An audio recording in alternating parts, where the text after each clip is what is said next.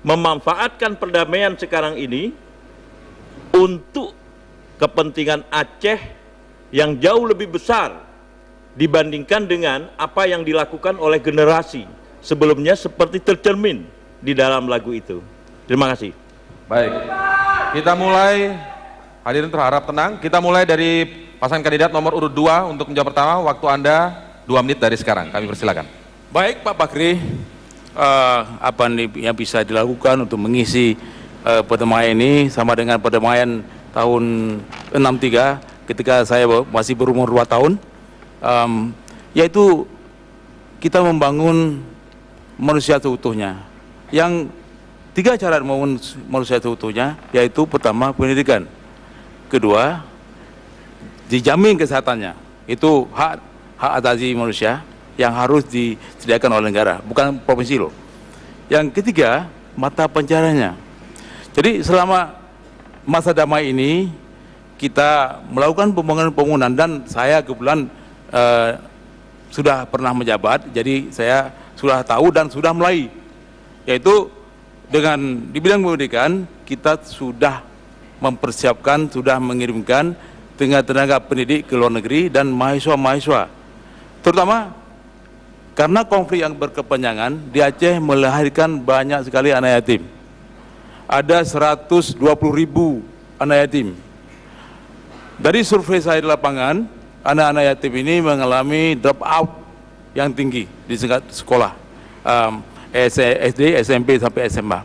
Oleh karena itu, menurut Aceh untuk mempersiapkan masa depan generasi muda, lalu kami membuat suatu kebijakan memberikan beasiswa anak yatim kepada 115.000 tahun lalu 2011, dan juga kami mempersiapkan generasi muda Aceh dengan menyekolahkan mereka ke luar negeri untuk program S2, S3. Sampai sekarang sudah mencapai angka 2.100 orang, kebanyakannya di luar negeri. Nah, 10 detik terakhir bisa ditambahkan? Baik, langsung saja kalau begitu kami persilakan kepada pasangan kandidat nomor 3 untuk menjawab pertanyaan yang sama. Waktu Anda juga sama, 2 menit dari sekarang. Terima kasih.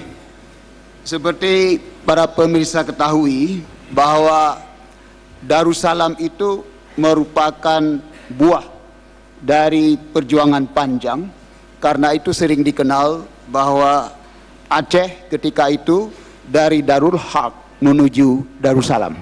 Dan dalam konteks ketika itu kita pahami bahwa betapa makna Darussalam itu sangat besar bagi Aceh hari ini, bagi negara dan bangsa Indonesia hari ini, dan tentu bahkan ke depan. Nah, maknanya adalah sesuai dengan falsafah yang kami anut, bahwa kita harus menjadikan pendidikan sebagai modal pembangunan. Kesehatan juga cukup penting, tetapi kita tidak ingin lebih banyak orang sakit, apalagi kalau di rumah sakitnya juga tidak dilayani dengan baik. Yang kita inginkan rakyat Aceh, masyarakat Aceh secara keseluruhan tidak lebih banyak lagi yang sakit, dan mereka pendidikannya bagus, sehat. Itulah modal yang paling menentukan kesuksesan Aceh menuju masa depan yang selalu dalam tantangan. Wakil melanjutkan. Kami juga perlu menegaskan bahwa semangat daripada lagu itu sekarang ini lebih relevan, bahwa menegakkan rasa nasionalisme Indonesia di dada rakyat Aceh. Masih ada waktu. Melalui perekat agama. Kalaulah Jepang itu ada Shinto, dia menjadikan bangga dengan Jepangnya, Israel dengan Yahudinya, kenapa tidak Islam ini? Kita menjadikan syariat Islam sebagai perekat rasa kebanggaan kita kepada NKRI. Baik, 10 detik terakhir. Cukup? Baik, kalau begitu kami persilakan pada pasangan kandidat nomor urut 4 menjawab pertanyaan yang sama, 2 menit dari sekarang. Terima kasih. Sesuai dengan visi misi kami, maka untuk pertanyaan tadi dapat saya jawab bahwa yang paling penting kita lakukan di Aceh adalah beh bangai pegadah be puga nanggro pedang agama. Dan itu konsep Al-Quran, yarfa'illahu alladhina amanu minkum walladhina utul ilma darajat. Membuat orang-orang Aceh beriman dengan benar dan kemudian menciptakan orang-orang Aceh cerdas, pintar, memiliki kekuatan perubahan yang kuat. yaitu sumber daya manusia yang luar biasa. Dan ini dimulai dari pendidikan dasar hingga menengah atas harus dibiayai secara gratis, walaupun selama ini hanya 9 tahun, ini menjadi hal penting. Kemudian kita harus bantu perguruan tinggi negeri dan swasta, walaupun itu kewajiban selama ini dimiliki oleh kementerian terkait. Tetapi pemerintah Aceh tidak salahnya dapat melakukan itu. Termasuk beasiswa di dalam dan luar negeri, penerapan syariat yang benar, penataran rakyat Aceh tentang akidah, akhlak, muamalah, dan toleransi juga dengan umat yang lain yang berdomisili di Aceh. Nah, ini menjadi yang paling penting, sehingga perdamaian akan terisi dengan baik, dan sumber daya alam Aceh harus menjadi modal kekuatan kedua, supaya rakyat Aceh jangan sampai lagi manuk mati lam kerung, banyak batu bara, banyak migas dan segala macam, tapi karena persoalan SDM, iman, teknologi, akhirnya SDA-nya jatuh untuk orang lain. Yang kedua, prakondisi penciptaan masyarakat yang berpikir dan bertindak ekonomi. Bagaimana orang luar tidak takut datang ke Aceh? Karena makhluk yang paling takut adalah uang. Orang menyimpan uang di bawah kasur, di bank, lari ke Swiss, ke Hong Kong, kemana-mana, supaya tidak hilang. Nah, maka isu-isu yang menakutkan orang untuk menanam modal di sini harus dihilangkan, dan ini harus ada pergerakan sosial. Rakyat Aceh harus berpikir ekonomi, bertindak ekonomi setiap saat, dan ini akan menghilangkan konflik, dan pendidikan ekonomi akan menghilangkan konflik dengan sendirinya. Terima kasih. Baik, kami persilakan langsung kepada pasangan kandidat nomor urut 5 untuk menjawab pertanyaan 2 menit dari sekarang. Terima kasih. Sebenarnya yang disebut tadi ikrar lamtih, Pak, itu sebenarnya dalam peristiwa DITI 52 sampai dengan 62, dan tahun-tahun 60-an saya masih berada di SMA, yang ada satu-satunya fakultas ekonomi waktu itu di kampus Unsia. Jadi saya kira berkat perkembangan kelanjutan di pendidikan sampai sekarang ini, kampus Unsia itu menjadi bermakna sekali kepada kehidupan masyarakat di Aceh. Dalam bahan pendidikan yang kita telah targetkan juga adalah terutama sekali kepada pendidikan umum tentunya, dan juga kita jangan lupa dengan pendidikan agama yang setara dari perlakuannya, pemberian beasiswa yang berkelanjutan, termasuk juga membuka hubungan luar negeri dalam mencapai upaya pendidikan yang baik bagi rakyat Aceh. Ya, masih ada waktu 46 detik lagi. Assalamualaikum warahmatullahi wabarakatuh. Saya ingin menambah sedikit masalah pendidikan. Di tahun-tahun terakhir 70-an sampai pertengahan 80-an, pendidikan di Aceh adalah cukup maju dan makmur. Kita sadari yang bahwasanya orang-orang yang seberangan dengan kita, yaitu Malaysia dan Brunei, mereka menuntut ilmu ke kita, ke Banda Aceh Darussalam umumnya. Tetapi akhir-akhir ini kita melihat, kita sadari atau tidak, yang bahwasanya pendidikan di Aceh, khususnya Indonesia umum, paling bobrok. Hal ini kita boleh lihat. Waktu Anda habis. Tahun 2 menit. Sudah 2 menit, Pak. Kami persilakan pasangan nomor urut 1 untuk menjawab pertanyaan yang sama, waktunya juga sama. Mohon efisien, 2 menit dari sekarang. Kami persilakan. Terima kasih. Pak Fahri, sebenarnya jawaban dari kami itu ada di dalam misi, 5 misi kami. Tapi perlu Bapak ketahui yang terkait dengan misi kami itu adalah komitmen kami berdua, bahwa pelaksanaan pembangunan di Aceh ini itu harus didasarkan kepada 3 hal. Ujungnya nanti adalah kesejahteraan bagi masyarakat Aceh. 3 hal itu adalah berdasarkan persatuan. Tidak mungkin pembangunan dilaksanakan di Aceh ini yang sempurna hasilnya apabila tidak didasari persatuan. Kita sudah merasakan berbagai hal, begitu banyaknya kejadian-kejadian akibat konflik. Nah, oleh karena itu, ke depan kita utamakan adalah persatuan ini. Inilah dasar pertimbangan kita pada saat untuk melaksanakan pembangunan di Aceh pada masa. Yang kedua, pelaksanaan pembangunan itu harus bersendikan syariah Islam yang merupakan komitmen rakyat Aceh dan sudah merupakan keputusan rakyat Aceh bersama. Kemudian yang ketiga, ini yang paling penting bagi kami, komitmen berdua adalah bahwa semua pelaksanaan pembangunan yang berdasarkan persatuan tadi dan bersendikan syariat Islam harus bernaung di bawah NKRI. Ini kunci daripada komitmen kita berdua. Jadi semua pelaksanaan pembangunan di Aceh ini tidak lepas dari naungan NKRI. Dan ini juga merupakan hasil dari perdamaian Helsinki. Nah, oleh karena itu, ini merupakan keinginan kita berdua yang kemudian kita jabarkan di dalam misi-misi yang kami juga sampaikan. Nanti mungkin kita akan sampaikan pada pertanyaan lain ataupun waktu yang lain. Demikian yang bisa kami jawab. Terima kasih. Baik, kita berikan aplaus untuk seluruh pasangan kandidat yang telah memberikan jawaban. Saya penasaran jawaban mana yang paling bagus menurut Anda? Baiklah, masih ada 2 panelis lagi yang akan memberikan pertanyaan. Kita harus break terlebih dahulu, pemirsa tetaplah bersama kami di debat kandidat gubernur dan wakil gubernur Aceh.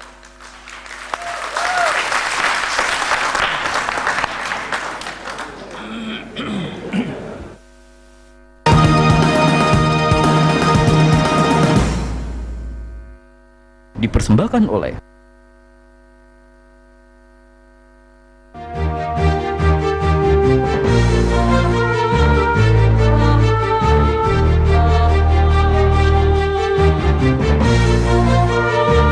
pemilihan kepala daerah ini, marilah kita bersama-sama menjaga keamanan dan kedamaian. Damai adalah yang utama bagi rakyat. Mari kita sukseskan pemilu kada Aceh.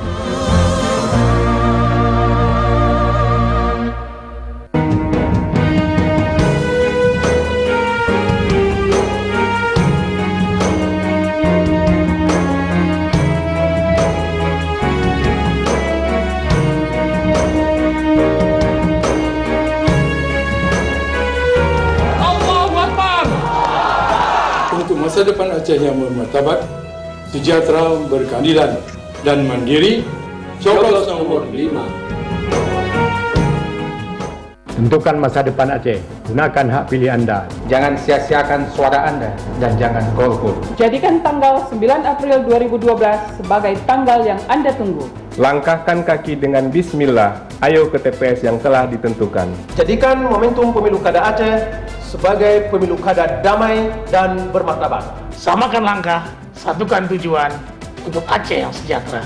Pilih sesuai hati nurani.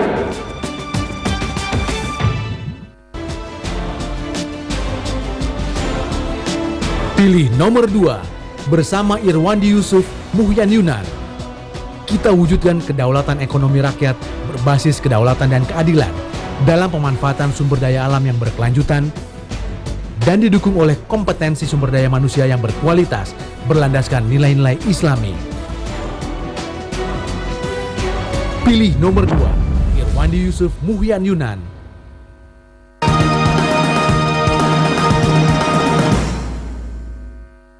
Dipersembahkan oleh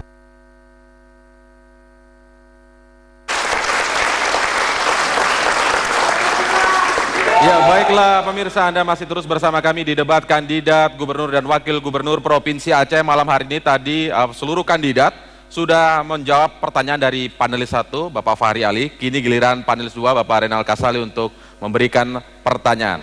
Kami persilakan, Pak Ren. Assalamualaikum warahmatullahi wabarakatuh. Waalaikumsalam. Salam Rumbo. Saya ingin mengajak jauh ke belakang. Kalau tadi Bang Fahri bicara tentang masa kecil, kita bicara arus perubahan yang dialami masyarakat Aceh. Abad 16, Aceh ini sudah menjadi pusat perdagangan rempah-rempah. Pala, cengkeh, lada, dan kita ketahui dulu Cornelis de Houtman bersama saudaranya Fredrik de Houtman itu mendarat di sini. Kita juga memiliki laksamana wanita pertama di dunia dari sini, dari Aceh. Kemudian juga kita melihat terjadi perubahan. Sekarang kita tidak melihat lagi rempah-rempah itu menjadi kekuatan Aceh. Sekarang tinggal kopi. Kemudian pada tahun 1970-an kita menyaksikan di Arun ditemukan ladang migas yang sangat menjanjikan. Tapi itu akan berakhir tahun 2014. 2 tahun lagi akan berakhir, akan habis. Ini berarti pabrik-pabrik besar di sekitar Belang Tupat itu akan menjadi besi-besi tua. Waktu berjalan terjadi perubahan lagi. Dulu saya pergi dari sini ke Melabuh, naik rakit, bis harus menumpang di atas rakit. Kami pergi ke Simelu, ke kampung air, itu sulitnya setengah mati. Tapi sekarang Aceh telah memiliki infrastruktur salah satu yang terbaik di Indonesia. Hanya pertanyaannya sekarang adalah di abad 21 ini kita mempunyai banyak tantangan. Tenaga kerja, lapangan pekerjaan kita saksikan. Sebagian besar masyarakat Aceh lebih tertantang atau hanya tersedia lapangan pekerjaan sebagai PNS. Rasanya tidak bekerja kalau tidak menjadi PNS. Rasanya tidak menjadi pengusaha kalau tidak menjadi kontraktor. Aceh membutuhkan suatu perubahan. Aceh berada dalam arus perubahan. Pertanyaan saya adalah, apa yang ada di dalam pikiran bapak-bapak dan saudara-saudara sekalian dalam strategi perubahan ke depan menghadapi perubahan yang dihadapi Aceh, terutama dalam industrialisasi dan penyediaan lapangan pekerjaan. Baik, langsung saja kita mulai dari pasangan kandidat nomor urut 3 untuk menjawabnya. Waktunya juga sama, 2 menit dari sekarang. Kami persilakan. Terima kasih. Mengenang masa lalu sesuatu yang baik. Sejarah selalu berfungsi sebagai maha guru kita. Tetapi kalau selalu terpaku dengan masa lalu, tidak berbuat sesuatu untuk hari ini demi menuju masa depan, ini kami anggap keliru. Rakyat Aceh semua kita seringkali menghabiskan waktu untuk berpikir atau bahkan sekedar menghayal masa lalu itu. Kita perlu berbuat sesuatu. Nah, banyak negara maju, apakah di Asia atau di berbagai belahan dunia lainnya, itu tidak bisa terpaku pada sumber daya alamnya. Tapi negara maju itu harus lebih mengutamakan pada pembangunan manusianya. Oleh karena itu, ke depan kami akan membangun suatu perubahan yang kita mulai dari manusia-manusia itu sendiri. Tidak boleh lagi rakyat Aceh kalau namanya kerja itu harus menjadi PNS, tapi mereka harus kreatif. Membangun kreativitas yang seperti inilah kita harus mulai dari manusia-manusia itu sendiri. Kami memiliki perspektif dan apa yang sering saya sebut systemic approach of development untuk membawa perubahan bagi Aceh yang kita idamkan itu. Perubahan itu apa? Kita dapat menciptakan nilai tambah, value added dari apa yang kita telah miliki dari manusia itu, dan bukan semata-mata bergantung atau tergantung pada sumber daya alam sebagaimana yang kita lihat pada masa lalu itu. Dan pengalaman Arun sekarang sudah jadi kota hantu, ghost town. Baik, hendaknya ke depan habis kami persilakan langsung kepada pasangan kandidat nomor urut 4 untuk memberikan jawaban dari pertanyaan yang sama. 2 menit dari sekarang. Terima kasih. Terkait perekonomian dan lapangan kerja, pengangguran secara khusus di Aceh selama ini terjadi penurunan. Tetapi ada hal yang harus kita rubah, dan selama menjadi wakil gubernur saya berhasil menerobos seperti peraturan pemerintah Sabang yang susah sekali ditandatangani oleh pemerintah pusat.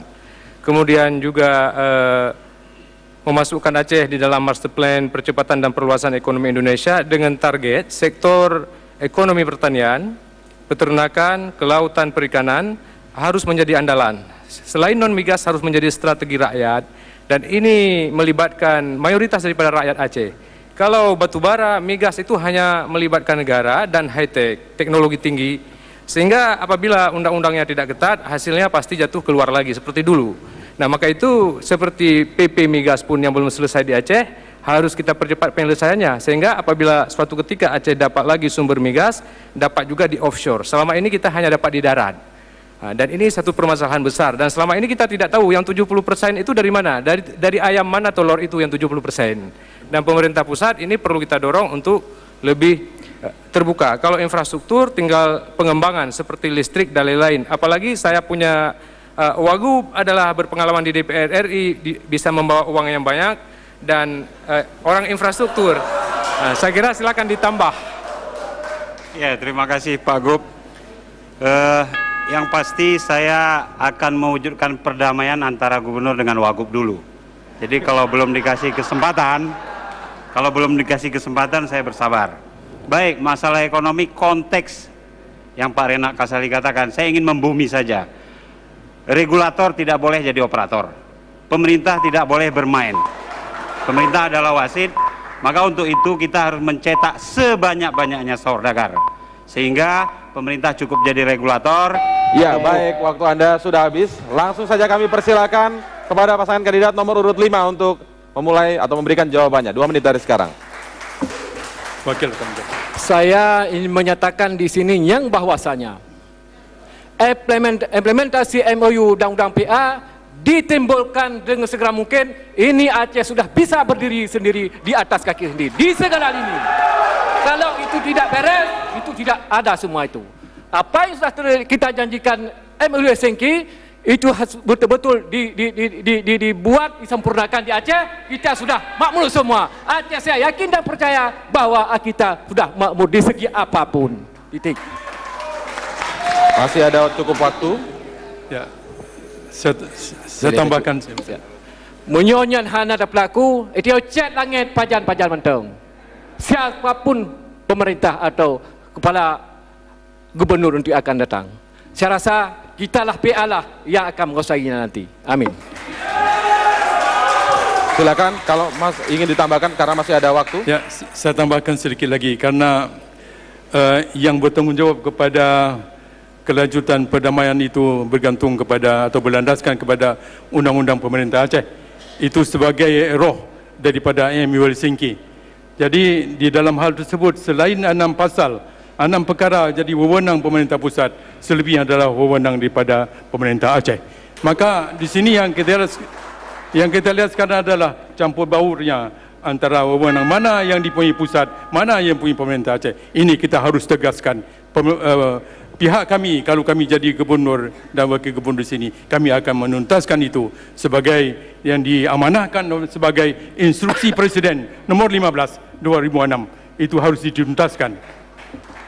Jadi yang maksudnya adalah poin-poin daripada MOU Helsinki mesti dituntaskan semua menjadi undang-undang pemerintah Aceh atau undang-undang nomor 11. Terima kasih.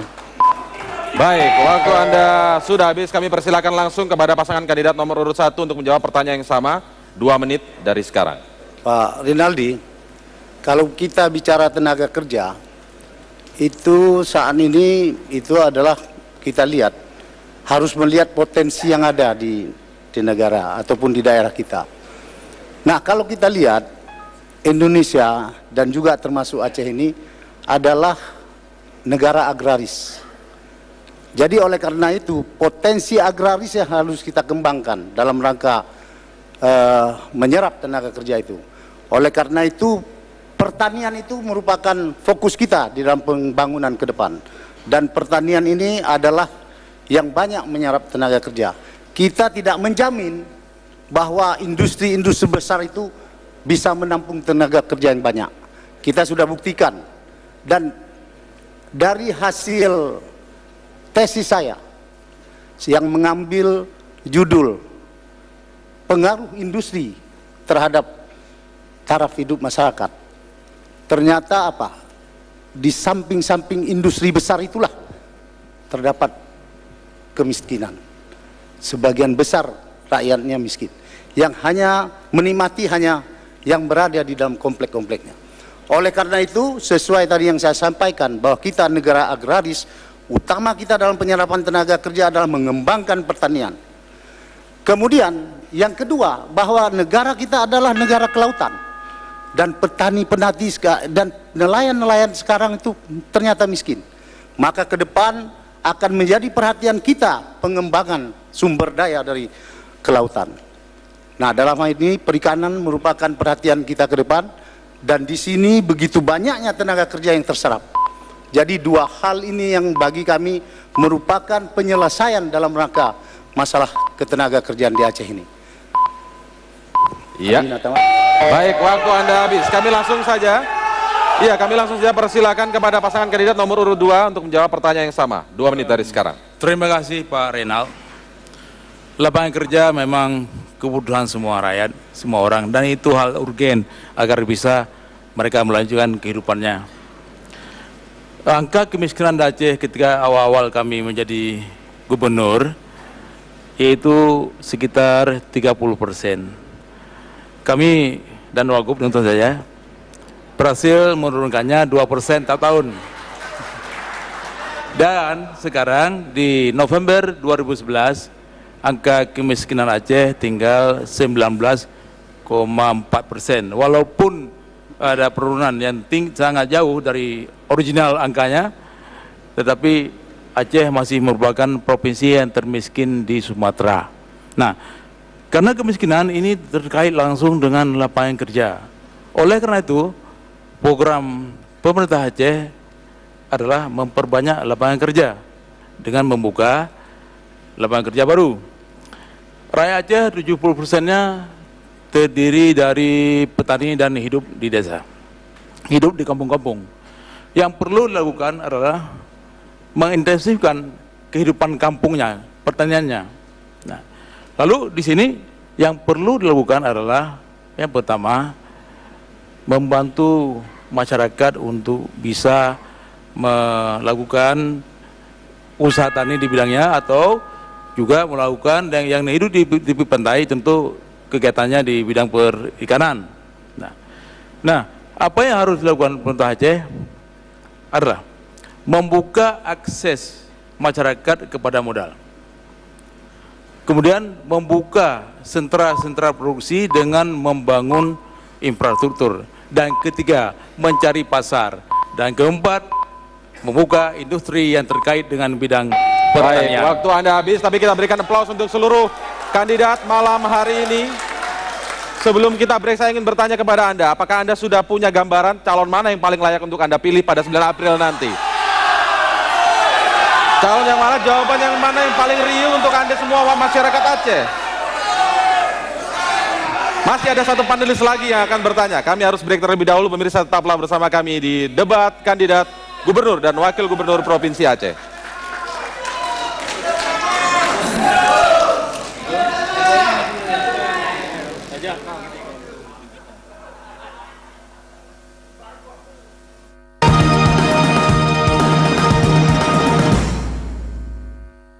Dipersembahkan oleh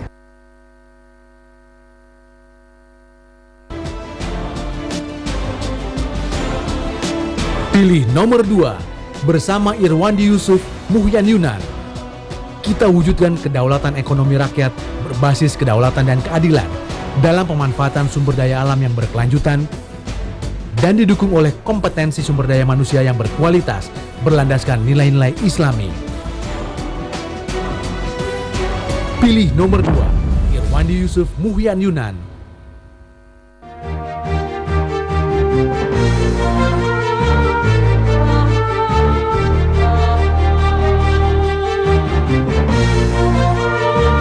Pemilihan kepala daerah ini, marilah kita bersama-sama menjaga keamanan dan kedamaian. Damai adalah yang utama bagi rakyat. Mari kita sukseskan pemilu kada Aceh.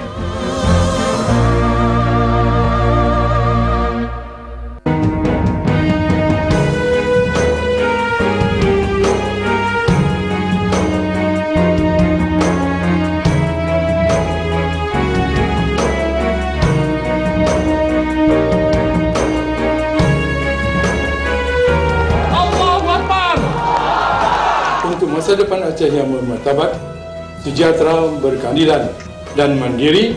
Coblos nomor 5. Tentukan masa depan Aceh. Gunakan hak pilih Anda. Jangan sia-siakan suara Anda dan jangan golput. Jadikan tanggal 9 April 2012 sebagai tanggal yang Anda tunggu. Langkahkan kaki dengan bismillah, ayo ke TPS yang telah ditentukan. Jadikan momentum pemilu kada Aceh sebagai pemilu kada damai dan bermartabat. Samakan langkah, satukan tujuan untuk Aceh yang sejahtera. Pilih sesuai hati nurani.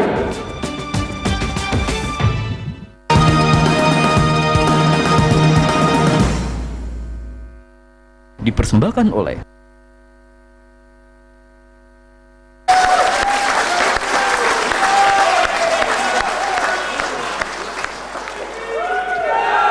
Iya, Anda masih menyaksikan program debat kandidat Gubernur dan Wakil Gubernur Provinsi Aceh. Saya dari Banda Aceh melihat semangat masyarakat Aceh begitu luar biasa malam hari ini menjelang pemilihan 9 April nanti.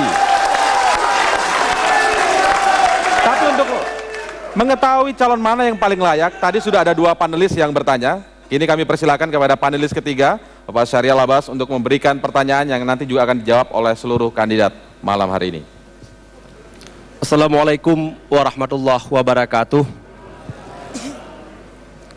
Alhamdulillah, para pasangan calon gubernur, wakil gubernur Aceh yang saya hormati. Kalau tadi Bang Fakhri cerita perdamaian, Pak Renal Kasali cerita bagaimana membangun ekonomi, terus saya akan menyoroti bagaimana mengisi perdamaian itu dalam bingkai syariat Islam. Realitas di hadapan mata kita, Undang-Undang 44 tahun 1999 tentang penyelenggaraan keistimewaan Aceh dan Undang-Undang nomor 11 tahun 2006 tentang pemerintahan Aceh itu memberikan kewenangan dan otoritas bagi Aceh untuk melaksanakan syariat Islam secara menyeluruh. Artinya tidak ada satu aspek pun dalam kehidupan masyarakat Aceh yang tidak dibingkai dengan syariat Islam. Ini satu ide normatif sebetulnya. Tapi dalam tatanan implementasi itu mengalami problema yang luar biasa besar. Dan tentu ini menjadi tugas kalau Bapak Ibu nanti terpilih sebagai gubernur atau wakil gubernur yang akan datang. Banyak problem. Pertama, syariat Islam ini berada dalam struktur politik dan hukum di Indonesia. Yang kedua, syariat Islam ini memiliki karakteristik dari materi yang ada di dalam ajaran agama pindah menjadi hukum positif misalnya. Dan yang ketiga juga punya problematika ketika implementasi pelaksanaan di lapangan. Problema ini yang kita rasakan selama ini.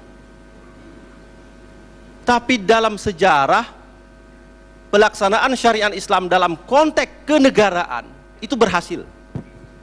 Terutama pada era Sultan Iskandar Muda. Baik.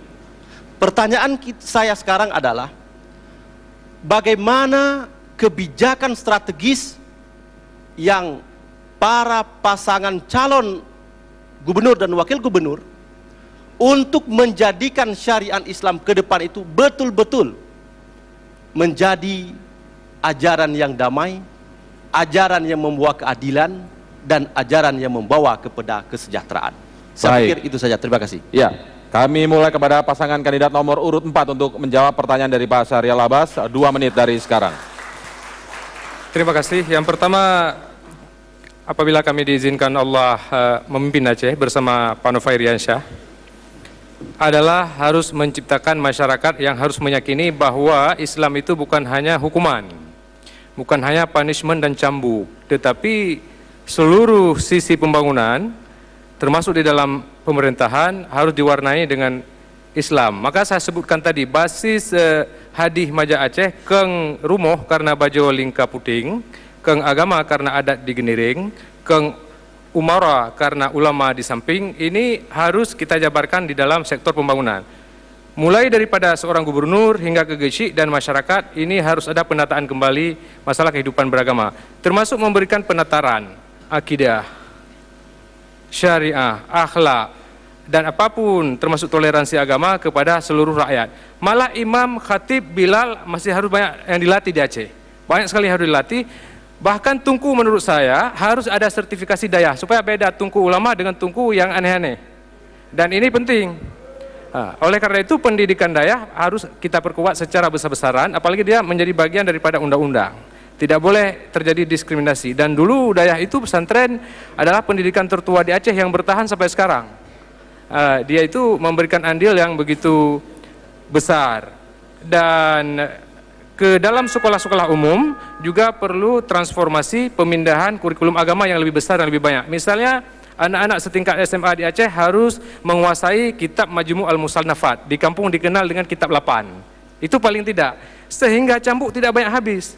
Tidak banyak habis. Dan orang benar-benar akan dicambuk karena benar-benar menyimpang. Tidak secara sembarangan. Nah, ini saya pikir berbasis kepada kesadaran dan pendidikan yang kuat sehingga agama bermanfaat untuk perdamaian, untuk pembangunan dan untuk peradaban. Waktu Anda sudah habis, kami langsung persilakan kepada pasangan kandidat nomor urut 5 untuk memberikan jawaban 2 menit dari sekarang. Terima kasih. Tentang syariat Islam atau hukum Islam di Aceh adalah kalau kepada orang Aceh seperti darah dengan daging. Itu semenjak waktu zaman keemasan Sultan Iskandar Muda sudah begitu berjayanya mengenai Islam. Sehingga dapat beliau membuat hubungan bukan saja dengan negara Islam tapi juga dengan non-Islam. Dalam tersebut kita bicara tentang Islam, tidak ada persoalan di Aceh. Karena seperti yang saya sebut tadi. Tapi janganlah kita membuat ini seperti sebahagian-sebahagian. Misalnya syariat Islam mengenai cambuk-cambuk dan sebagainya. Di lain tempat kita lihat masih ada merajalela korupsi dan sebagainya. Jadi apakah itu bukan Islam? Jadi kalau kita bicara tentang Islam, bicaralah supaya Islam itu secara kafah, secara menyeluruh. Jadi dalam hal tersebut bisa saya bayangkan atau saya berikan contoh sebenarnya. Dalam hal ini seperti seorang dokter mengobati penyakit dan mencegah penyakit. Dalam hal tersebut, kalau penyakit ini hanya diobati, akan datang lagi penyakit yang sama atau yang lain lagi. Sementara pencegahan yang diutamakan kepada pencegahan supaya penyakit tidak datang. Jadi dalam hal tersebut, tanpa pendidikan agama yang membuat akidah yang betul, ini akan tidak berubah. Jadi dengan demikian itu akan serta-merta mesti satu sama lain itu bersamaan. Dalam program kami nanti insyaAllah, kami akan membuat suatu kelompok misalnya itu tentang agama. Kerana kita kembali kepada adab apa hukum basyah kuala.